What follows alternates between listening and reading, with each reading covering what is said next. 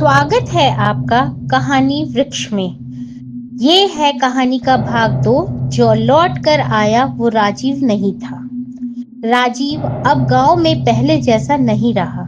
उसके चेहरे पर अजीब सी थकान थी, आंखें लाल और नींद में भरी हुई, जैसे कई रातों से वो सोया ही ना हो। गांव वाले उससे कटने लगे, बच्चे उसे देखकर रोने लगते, कुत्ते दूर से ही घुर्राने लगते। राजीव को समझ नहीं आ रहा था कि लोग अब उससे देखकर डर क्यों रहे हैं, पर असली डर तो उसे जब लगा जब उसने अपना ही कैमरा दोबारा चलाकर देखा। कैमरे में वो बैठा तो था, पर उसकी परछाई दीवार पर उल्टी ही दिशा में चल रही थी और उस परछाई ने एक बार कैमरे की तरफ मुड़कर देखा, उसकी आंखों में आंखें डालकर देखा। राजीव वहीं रुक सा गया, उसकी सांसें भी वहीं थम गई। उसने अपने होठ हिलते देखे, पर आवाज कुछ अलग ही आ रही थी। कैमरे से धीमे से निकली आवाज थी, अब मैं तेरा नहीं हूं, तू मेरा है। राजीव तो बहुत डर गया, भागकर लीलावती चाची के पास गया। चाची ने उसे पास बैठाया और एक पुराना सा किस्सा सुनाया। सालों पहले गांव का एक लड़का शहर से लौटा था। उसने भी चौथा दरवाजा छेड़ा था। पहले दिन तो सब ठीक रहा, फिर वो खुद ही को आईने में पहचान नहीं पाया। कुछ दिन बाद वो बोलना भूल गया और फिर वो गायब ही हो गया।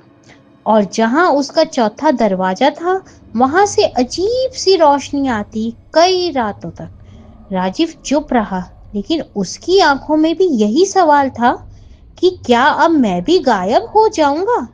उसी रात राजीव ने फैसला किया, खंडर वापस। पर इस बार वो दरवाजा तोड़ने के लिए नहीं गया था, वो बंद करने के लिए गया था, हमेशा के लिए। जैसे ही उसने दरवाजे को छुआ, वो चिल्लाया जैसे किसी ने उसके अंदर से उसकी आवाज ही खींच ली हो। फिर उस दरवाजे से एक नीली सी छाया निकली और हवा में घूम घूम कर राजीव के चारों तरफ लिपट गई।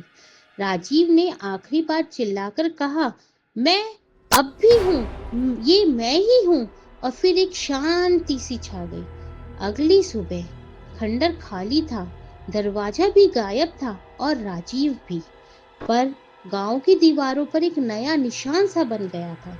हर घर के पास एक हल्की सी चौकोर आकृति, चौथा दरवाजा।